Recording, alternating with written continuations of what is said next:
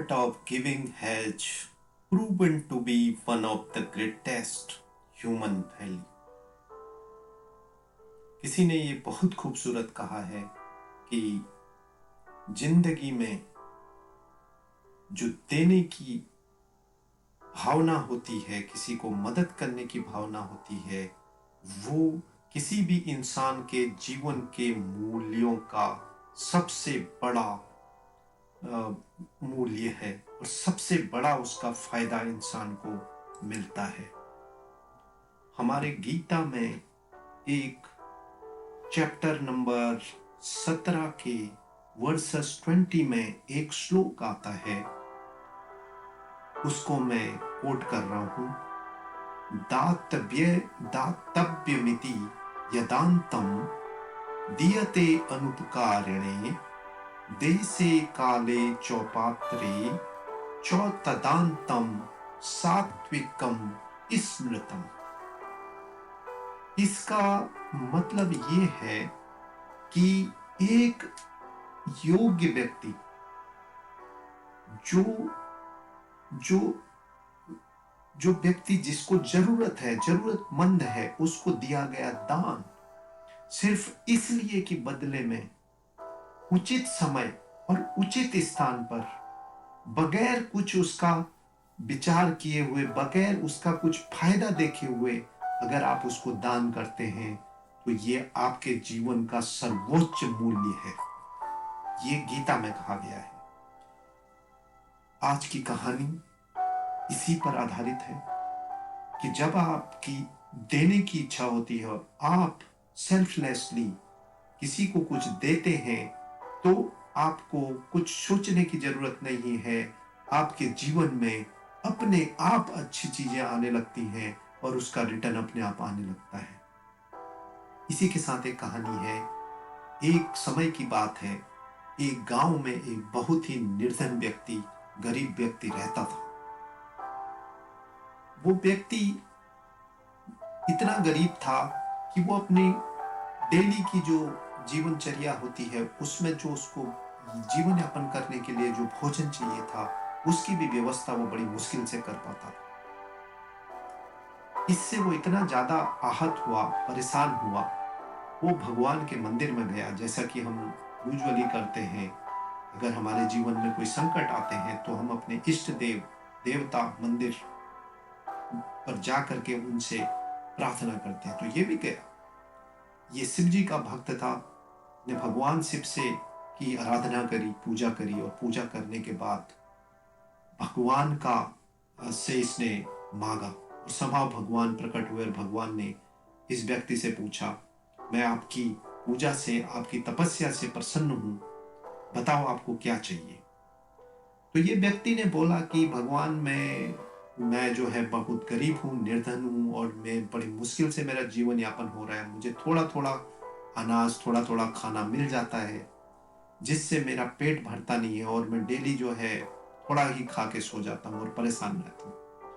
तो भगवान ने इससे कहा, भगवान शिव ने इससे कहा, देखो भाई, आपने पिछले जन्म में कुछ ऐसे गलत कार्य किए, ऐसे गलत काम किए, ये इसका ही कारण है कि आपको ये जो आपको जो भोजन है, जो मैं भोजन दे रहा हूं वो थोड़ा थोड़ा दे रहा हूं क्योंकि आपके हिस्से में बहुत थोड़ा भोजन है।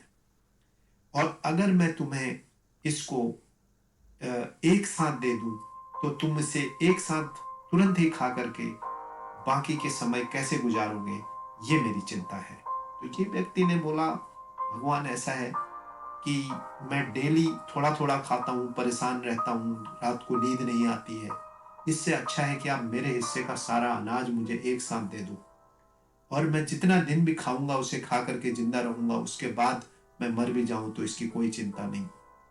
भगवान ने बोला तथास्तु। ये गरीब व्यक्ति घर आया। ये इससे पहले घर पहुंचता कि इसका जो भंडार था, जहां ये अनाज रखता था, वहां पे 3.5 बोरी अनाज पड़ा हुआ था। तो ये जो 3.5 बोरी अनाज इसके भंडार में पड़ा हुआ था, इसने देखा, ये बड़ा खुश हुआ। इसने क्या करा, ये अपने लिए भोजन बनाता था। इसको पता था कि इसके जैसे और कई परिवार गरीब परिवार, गरीब लोग उस गांव में रहते हैं। तो इसने क्या सोचा कि मैं ये अनाज जो है एक साथ खाऊं, इससे अच्छा है कि मैं इस खाने को उन गरीब लोगों के उनको उनके लिए भी बनाऊं। तो इसने सारे जितने गरीब अपने जैसे थे उनको अपने घर बुला लिया और इस अनाज से उसने भोजन बनाना शुरू करा। तो मुश्किल से 3 या 4 दिन ये जितने भी गरीब लोग उस घर में, उस इलाके में थे, उस गांव में थे, उनको इसने भोजन कराया।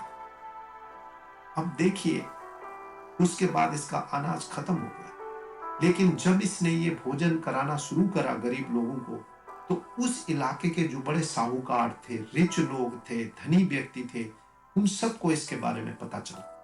इसके बारे में पता चला कि ये व्यक्ति इतना गरीब है, इसके घर में थोड़ा सा इसका अनाज था, राशन था, लेकिन इसकी महानता देखिए कि इसने जो है और बाकी गांव के गरीबों को भी वो खाना खिला दिया और अपनी आगे की जीवन के बारे में इसने नहीं सोचा। ऐसा देख करके उन जो धनी व्यक्ति थे, उस इलाके के प्रभुत्व वाले व्यक्ति थे, उन्होंने डिसाइड करा, उन्होंने निश्चय करा कि हम इस व्यक्ति के घर में और अनाज पहुंचाएंगे। तो सबने, सारे साहूकारों ने, किसी ने 2 बोरी, किसी ने 3 बोरी, किसी ने 4 बोरी, किसी ने 5 बोरी, ऐसे कर करके इस निर्धन व्यक्ति के घर में अनाज का ढेर लगा दिया। वो जो इसके घर में 1.5 बोरी, 3.5 बोरी अनाज रखा था, अब पूरा इसका घर, पूरा भंडार भर गया।